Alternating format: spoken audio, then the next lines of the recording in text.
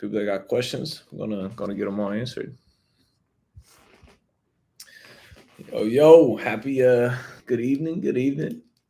How's everyone feeling tonight? What's up, Keith? What's up, Dom? What's up, Dustin? Rafa, Ruben, Kaid, Michael, Jess. Appreciate y'all taking the time to pop on here tonight. So gonna get a Q&A rolling. Any questions y'all got about business, finance, real estate, entrepreneurship, crypto, brand building? Let's get things rolling. What's up, T-Har, Ruben? What's up, man? Feeling good. What up? What up? So something I talked about this morning on my Instagram as questions start to roll in here. But it was talking about looking at the horizon, right? You know, the horizon is a goal that most people want to get to eventually. The problem with the horizon is that you'll never get to the horizon because it's never a moving target. You know, it's a goal, maybe it's a financial goal, and, you know, you get close to hitting it. And then guess what? You know, as soon as you get close, it feels like it's just as far as away when you started. You know, you want to make that goal of making $100,000. You get to $50,000, you look up, you're like, oh, now it's 250. Like you can never hit the horizon. You can never make it there because it's always moving away. So in life, when we chase money, that's that horizon for us. We're chasing that money. And as soon as we think we get close, we look up and it's just as far away as when I started from. So you can't track where you're going and your success, quote unquote, from where you are to hitting the goal. The way that you have to track it is you have to go, you know, get halfway to the goal and then look back to where you started. When you go retroactively, it's very easy to see how far you came. When you look up and you're still trying to, you know, achieve that goal or that target or that milestone, and it's just as far away, it feels like you're a failure. But if you look back to see where you started from and where you are today, it's very easy to see how much of, you know, success and how much you've grown as an individual at that point. So stop just chasing money. You know, if you just chase money, you'll never, ever be at peace. I can promise you that. Am I doubling down on crypto? So not yet. Personally, I think crypto still got some room to go down. But I will for sure be putting more money into crypto. You know, once it gets to a lower point, you know, obviously everyone wants to try and time the bottom, you know, nobody can ever time that. But that's the goal. So that's what I'm going to be doing. What time do you get up every morning? Usually like 6-ish, try to get up a little bit before that. When did you pay for mentorship when you started out? Literally day one. I paid $25,000 and I maxed out my credit cards. I have a potential private money lender that wants to partner up a multifamily deal. When I find a deal, how would I go about the paperwork? Any docs to do it correctly? So multifamily, depending on the size and the scope and the dollar amount raised and everything, you know, it's different for everyone. Maybe you raise a fund. So maybe, you know, he's an LP or a GP within your fund. Or maybe you just use a promissory note and a mortgage. That's what I do, is I just keep it simple and I use a promissory note and a mortgage. But, you know, every deal is different. Everybody's different. So it's really, you know, deal by deal, case by case.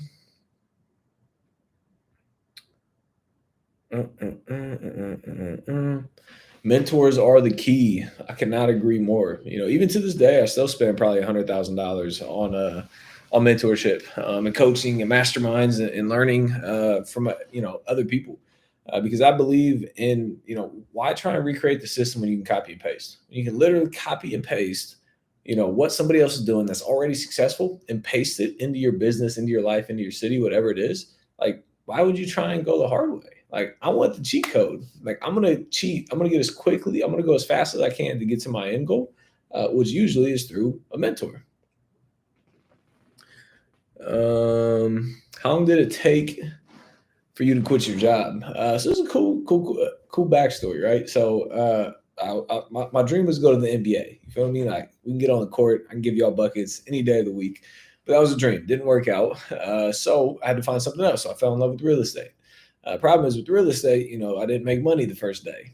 So I got a valet job, started valeting cars and trying to do real estate at the same time. I was able to flip my first house, sold my first house, made $107,000 net profit. and went back to work my valet job.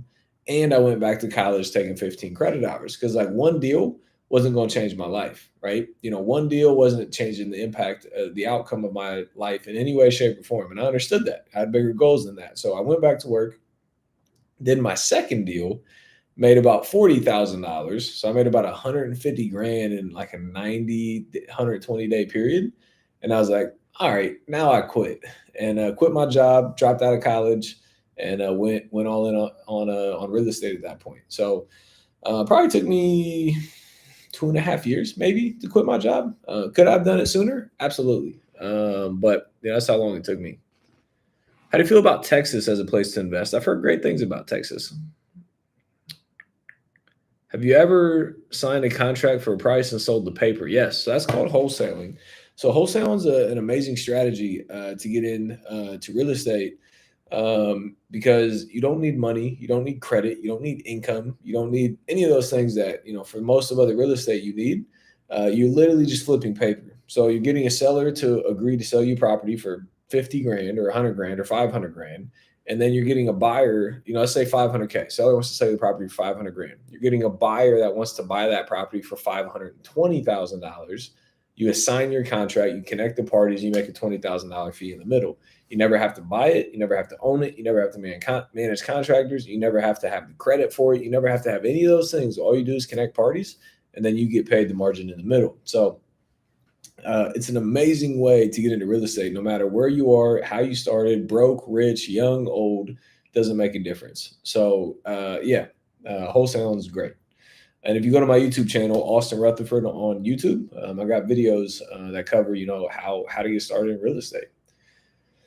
Have you ever done new builds? How have you liked the space versus the burr? I've done new construction. I did it before, the pandemic and the run up on prices on everything. So I kind of got it at the right time. I haven't done any since, but they're great. They're very profitable if you do them correctly. You just got to get me. It's all numbers. That's still all the numbers. You got to buy the land at the right price. You got to buy, you got to have the right ARV. You got to have the right construction budget. So it always, always, always comes back to the numbers at the end of the day.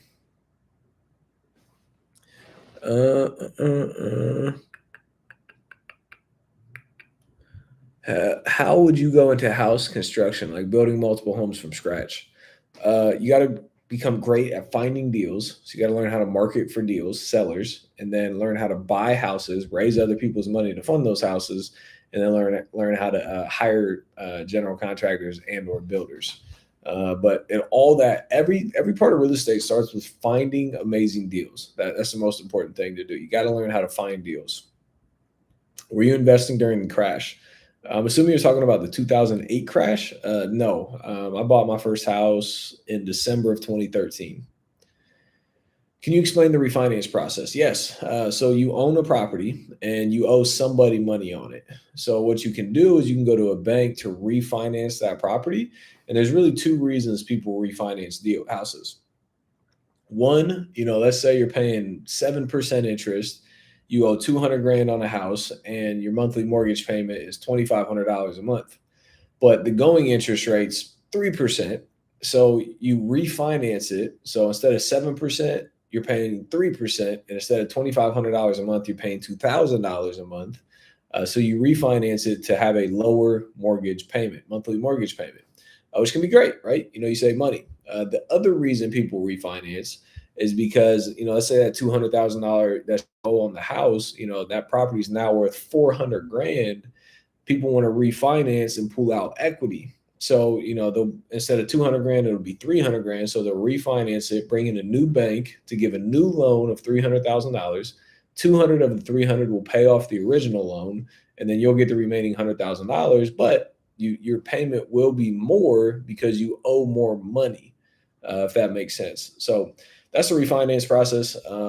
Pretty simple. All it is getting a new loan from a new lender and then paying off your old loan from the proceeds of your new lender.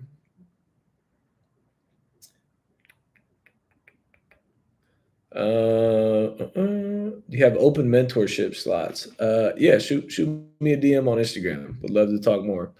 1v1 in basketball. If I win, then you mentor me for free. But if I lose, then I'll pay for it instead. Sounds good? I'm in. Let's do it. Let's rock, Ruben. Refinancing may not appraise at the ARV value estimated. How can you effectively implement the BRRRR strategy in a market that home prices are dropping? Well, the good thing is home prices are not dropping right now. And if they are dropping, run your numbers on 70% instead of 75%. So, instead of assuming you want to be able to get a 75% cash out, run it on 70%. So if you're 5% off in your ARV, so, if you think it's 200 grand, but if you think the ARV is 200 grand, but then it comes back at 190 grand, your numbers still make sense. So, you got to have a relative guess of the ARV. I might think it's going to appraise at 170 and it appraises at 166. That's just part of the game. You'll never be 100% accurate, but just run your numbers better and buy better deals. That's really the only difference. You just got to buy better deals. How do you estimate rehab costs in California? I'm trying to get my first deal, but I'm still not 100% confident enough to give out numbers. So you got to, practice, right? Get a contractor to walk the property with you.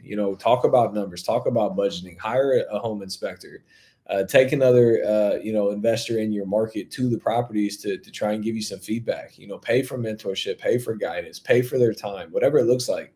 Trial and error is the best way to get, the information that you need. So I would definitely ask them. That's the way you learn. I know prices of stuff because I know what I've paid in the past, but that only comes from experience. So the only way to do that is by getting out in the field and doing that, right? So just talking to more people, contractors, inspectors, or other investors in your market. Do you do transactional funding nationwide? Yes. Shoot me a message. Where do you find the BRRRR spreadsheet? The one that I have, it's in all of my coaching programs. So I give all my contracts, my documents, my spreadsheets, literally everything you need is in all my coaching programs. Just sent you a DM. Perfect. I'll take a look at it. What's up, Tommy? Do you prefer door knocking, cold calling, or ad campaigns? It's all the above, right? It's as much as you can do is my preference. So, if you can send out a little bit of direct mail, perfect. If you can do cold calling or hire a cold caller, perfect. If you can send out SMS, perfect. If you can drive for dollars and door knock, perfect. Whatever it is that you can do is the best thing to do. But remember that you are in the marketing business. So the only way that you're going to, grow is to become a better marketer and market to get an off-market deal motivated seller to then make, money, be profitable. But you have to market to get these types of opportunities. Am I coming to Philadelphia for the tour? It's a possibility. It's a possibility.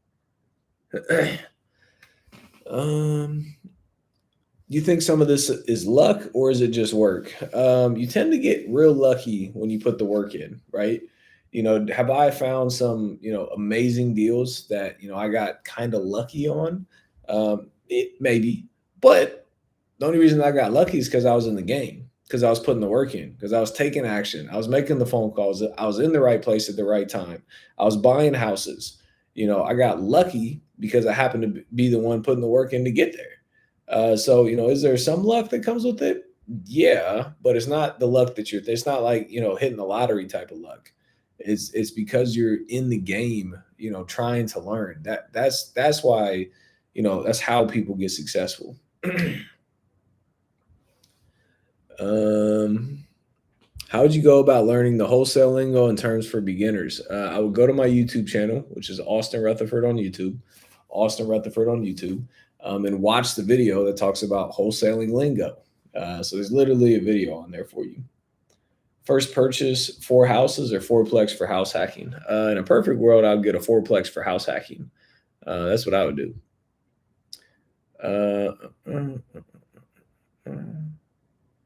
How many wholesale deals do you average a month?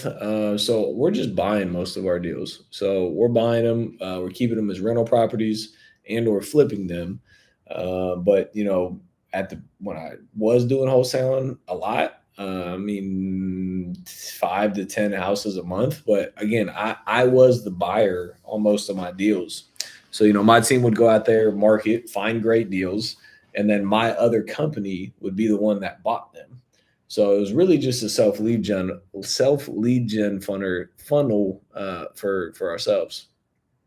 When negotiating a deal with a motivated seller, do you show your estimated rehab costs with contractor bids or just your own estimate? So it depends on the type of seller and depends how much you want to negotiate, right? Have I used contractor bids to negotiate better deals? Yes. If I get a foundation bid because the foundation has a lot of issues for $40,000, I'm definitely using that to renegotiate.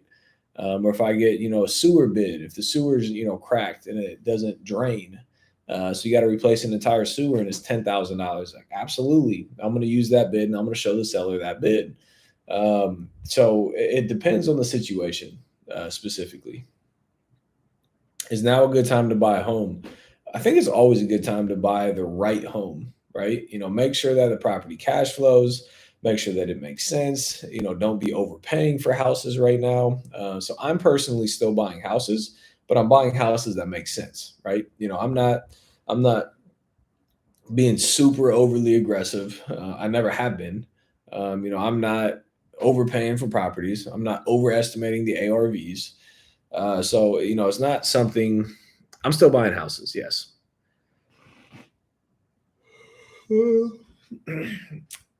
Someone actually told me, "Wow, you were lucky you got that deal about a house I bought." LOL. You mean I was hunting and found a deal? Yeah, exactly. People are like, "Man, like you got lucky. How'd you find a deal like that?" Like I got lucky because I made 5,000 phone calls and I happened to call one person that wanted to sell their property. Everybody's going to give you all, you got lucky, you really weren't meant for this, whatever it is, right? It's just excuses for themselves. Know anything about getting a home with a VA loan? Yeah, you just buy a house. You usually do not have to put any of your own money up. They'll usually fund 100% of the deal. How do you know when to keep a burr or when to sell it? So that's something you got to ask yourself. You're the only person that can answer that question for you. So like if you need money today, then sell it. Cash out, make your money, and move on. If you have money today and you want to build, wealth for the future, then keep it. Keep it as a rental property and start building generational wealth. There's no right or wrong answer at all. There's zero right or wrong answers.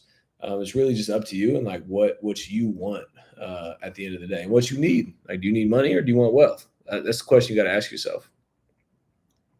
I bought a house. My property taxes are insane. What can I do? Nothing really. You're not going to pay less. So I mean, you just got to pay it. I love your grind. Always helping people. Appreciate that. Do you have a course, Dwayne? Yes. Shoot me a message on Instagram or comment on this post once we get off. I can send you some more information over on that. Create your own luck through hard work and perseverance. Agreed. Agreed 100%. Like there's always a saying like Gary Vee said it. It was like somebody said like, yeah, you got lucky, bro. Yeah, I got real fucking lucky waking up every morning at 5 a.m. and going to sleep at 2 a.m. every fucking day. I got real fucking lucky, for making 1,000 phone calls a day. I got real fucking lucky by going to door knocking on 300 houses a day. I got real fucking lucky. Like, yeah, you got lucky, but you created that luck for yourself, right? So there's a saying out there. It's like luck happens when hard work meets luck or something like that. They're synonymous. One tends to not be able to happen without the other. Hey, I just watched a few of your videos and I'm still kind of lost. What questions you got? What questions? That's what we're here for. What questions?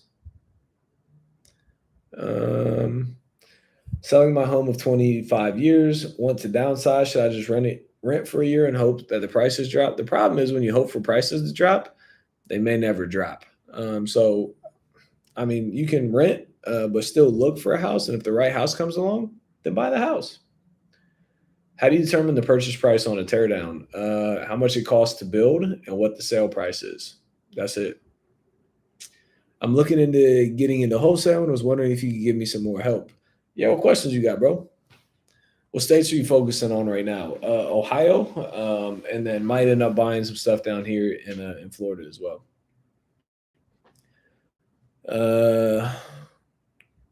Would love to hear your story on how you got your first property, how you got started in it. Yeah, so I want to get into real estate. I want to start flipping houses. So I started marketing. And this was 8 years, 7.5, 7, 8 years ago when I started this business. So I started marketing. Back then, a lot of people sent direct mail. Nowadays, a lot of people do cold calling and SMS.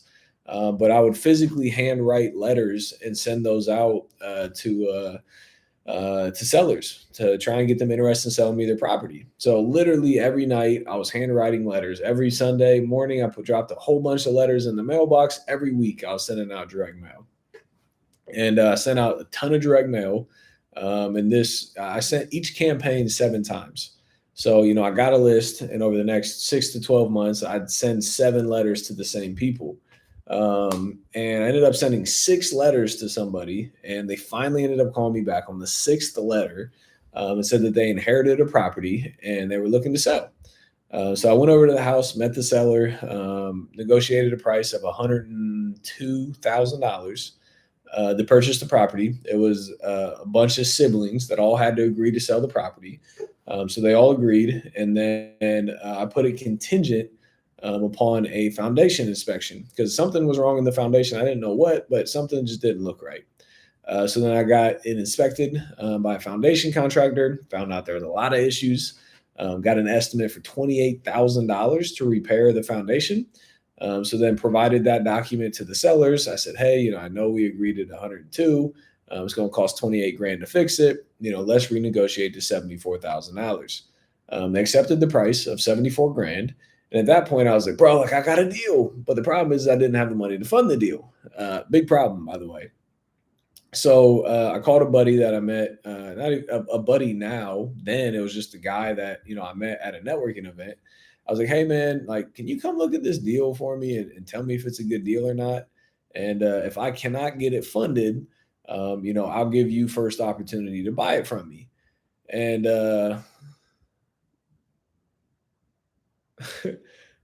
sorry, something just popped up, but I was like, yeah, if I can't fund it, I'll wholesale it to you and, you can make the money on it. He was like, perfect. Came out, looked at the property, walked the property. He's like, it's a great deal. If you can't buy it, I'll definitely buy it. So that gave me a little bit more confidence. So then I started calling a bunch of people to raise private money. Ended up calling a lady I met a year before that, and told her about the opportunity. And she decided to fund the deal for me. Bought it, renovated it with other people's money, and then listed it for sale for $350,000. And within 8 hours of listing the property, I had 8 offers over asking price, and ended up selling it for 375 grand, netting profit $107,000. That deal changed my life. Like one deal can 100% change the trajectory of your last name forever. That was my one deal, and I ain't never looked back. So consistency, right? 6 letters of mailing to them, 10 months of sending direct mail. From the day I started sending direct mail to the day I bought that house was a 10-month process. And then from buying that house to renovating that house to selling that house was a 6-month process. So it was 16 months of grinding my fucking face off every day, valeting cars 50 to 60 hours a week, going to college, taking 15 credit hours, and doing my real estate business on the side. 16 months. So it was a struggle. It sucked, but it got me to where I'm at today. Um, I love your grind. Appreciate you, man. I love Gary Vee so much, but some of the shit he says over the top. Agreed. What's the credit score you recommend before starting real estate or getting your first property? You don't need credit to do this business. You can wholesale houses with no credit, or you can flip houses or own rental properties using other people's money, which is what I do. So you can always raise OPM, other people's money, to fund all your real estate deals. How many days per year do you think you wake up and not feel like going to work? Half the time. You don't have to want to do it, right? You just got to like do it. Do I want to, respond to 70 emails? No, I don't want to do that. I'd rather be sitting on the beach drinking a Jack Daniels and a Jack Honey and Diet Coke. But, am I going to do it? Yeah. Do I love connecting with people and engaging with people and helping people, my students, get to the next level? Absolutely, I do. So I do it because I enjoy that part. But like, there's always going to be stuff you don't like doing, but it's just part of the process. What's your pitch when you're doing 2D2 to ask someone to buy their house, and how do you negotiate the deal? I don't know what 2D2 means. But anytime I'm asking somebody to buy their property, I just ask them, like, hey, I was reaching out, seeing if you wanted to sell your property, 123 East Main Street. So I just keep it super blunt and to the point. You got to find what you want to do and then work your ass off in the beginning. Agreed. Nothing comes easy. Nothing's guaranteed, but I can promise you it's worth it for sure. Um, what do you think about silver as a hedge with the upcoming recession? Interest rates are really high right now. So yeah, interest rates are getting high relative to the last 100 years. They're not that high. I remember people telling me about interest rates. Are 14%, which is crazy. So it's relatively high to the last 10 years. But what do I think about silver? I don't own any silver. I own a lot of real estate. I own a lot of crypto, and I have some cash. So that's where I'm keeping my money at for the most part. How are your single short-term rentals doing? They're good. They're doing good for me. I don't have any complaints. There's obviously some headaches with it, some management with it, but they're operating and making money. So yeah, I don't have any complaints on that at all. Do you think an appraiser is a good start in real estate? It can be. Do I think like you need to be an appraiser? Absolutely not. Definitely not. But could it help? Yeah, potentially. Um, do you have mentorship classes, or is that why you're doing the tours? So yes, like I said, I do have coaching programs. If you're interested in it, if you click the link in my bio, you can learn more about that. Then also, if you want to grab a copy of my book, Get Free Houses, it's how to find deals, how to fund deals without using your money, and how to get free houses. So if this is something you want to grab and learn, if you click the link in my bio, you can find some more information on that there as well. I think blunt and to the point is the best way to go. Agreed. Definitely agreed. Why sugarcoat stuff? Even if you are using OPM, there's interest that needs to be paid prior to the refinance or sale. It can be paid at the same time as the refinance or the sale. So we pay off all of our principal and all of our interest when we sell the property or when we refinance it with a new lender. What are some good hard money lenders for people that are starting off? So there's hard money lenders everywhere. Just Google hard money lenders, Nashville, Tennessee, and all types of hard money lenders will come up. But Fund That Flip, Lima One Capital, Wildcat Lending. Those are all people I've used in the past. Rakam, shoot me a DM. Shoot me a DM. Do I read your book first or take your course? I think both of them have education. You can only write so much in a book, right? There's 135 pages. So there's only so much you can get out of that. The coaching programs definitely have, a lot more info, but they obviously, are a larger investment as well. Does your real estate license help in any way? It doesn't help, but it doesn't hurt. Again, no right or wrong answer if you want to get your real estate license. Do you think house prices will drop anytime soon? I thought they were going to drop 3 years ago. I was wrong. So, it's not about timing the market. It's about time in the market. So, buy houses and over time, it's all going to make sense. I'm currently at 2 properties. Congrats. At what point do you recommend getting a property manager? I hired a property manager on my 3rd property. So I outsourced it immediately because I didn't want to deal with it. Do you have to have good credit to borrow money from a hard money lender? Not amazing credit, but decent credit. From a hard money lender, yes. From a private money lender, no. You don't need to have good credit for that. They don't even ask about that. Any tax benefits for no. What do you do when one of your houses is appraised by an appraiser for less than what you thought? Go to a new bank and get another appraisal, or sell the property to a buyer for more money and move on. Heard about funds buying the dip. Yeah, there's all massive amounts of money going into the real estate space.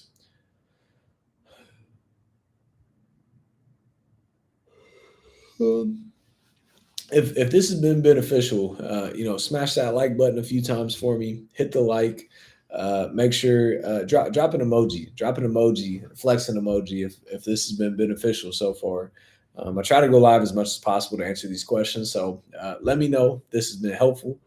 Make sure you're following me on Instagram and TikTok, and you're subscribed to my YouTube channel, Austin Rutherford on YouTube. I have hundreds and hundreds of videos on the YouTube channel, so tons and tons of information over there. And then, like I said, if you want to grab a copy of my book, hit the link in my bio. You can grab yourself a copy of the book too. So I'm going to answer a few more questions before I wrap it up tonight. I appreciate all the emojis, all the feedback, all the likes. Definitely appreciate all that. Do you think that writing your mailing by hand brings you much more results than having letters printed? Maybe a little bit more. I would open a handwritten letter before I opened up a different book or a different piece of mail. But it takes a lot of time too, a whole lot of time. How do you feel about Blackrock buying residential homes for 1.5 the price of asking? I don't think they're buying it for that much, maybe 1.1x the price of asking. But how do I feel about it? I think it's going to happen no matter what you or I think about it. So I'm just trying to own as many properties at the same time that they're buying houses. So, if they're going to own 50% of the market, I want to own 1% of the market, right? I want to own as much as possible because when these big funds get into deals and stuff, they don't lose money often. So, like, I want to make money right there along with them personally. How fast can you close a wholesale deal? If you have the buyer and if title is clear, you can close a deal same day. It's just getting the buyer and getting the title clear that usually takes time. Are you still buying in Ohio? Absolutely. Send it. Send me a deal. Let's do a deal together. If I buy a deal from you in Columbus, Ohio, you can get into my coaching program for free. Is there any way for me to get started in real estate before I turn 18? You can have somebody else sign documents for you, a parent, friends, family, whatever it is, you can have them sign documents for you. Would you say your initial investment was risky when borrowing people's money? There's always risk. There's always risk in any investment that you do. Is it, going to bankrupt you? No. If you evaluate the deals the right way and if you run the numbers the right way. But is there risk? Yeah, absolutely. There's risk in getting in the car and driving to the grocery store. But it's educated risk. So you understand the game, you run the right numbers, you educate yourself. The risk can be very, very limited. What's up, Austin? I just got pre-qualified for my first property. What's your strategy for picking a good location to buy? Congratulations. That's huge. But as far as the location, I'm looking for cash flow. You know what I mean? Like, get into an area that has, somewhat appreciation. So, you can catch the upswing as well. But if it cash flows, I'm still making it happen.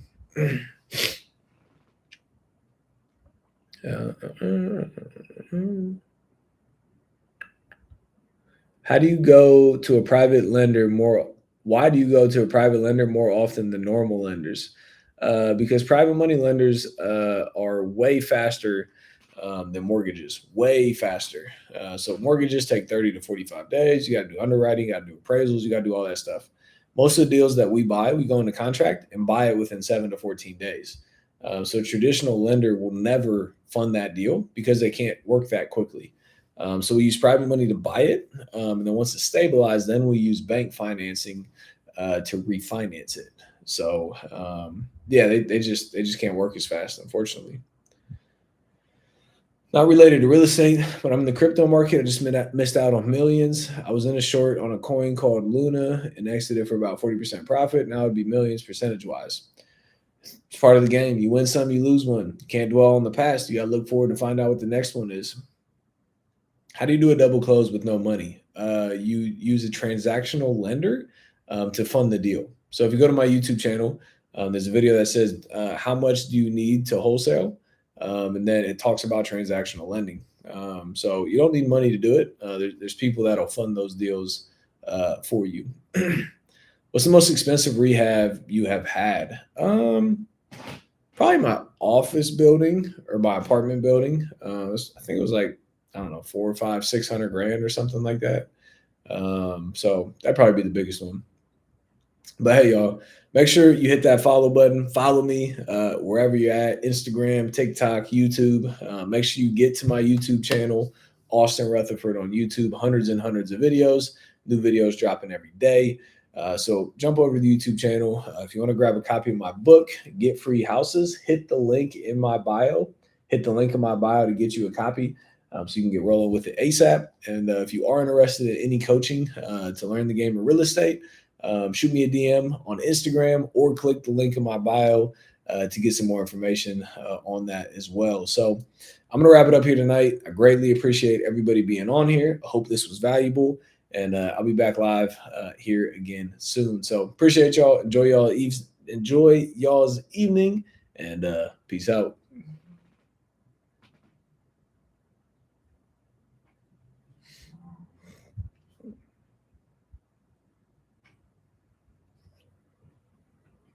How do I end this history?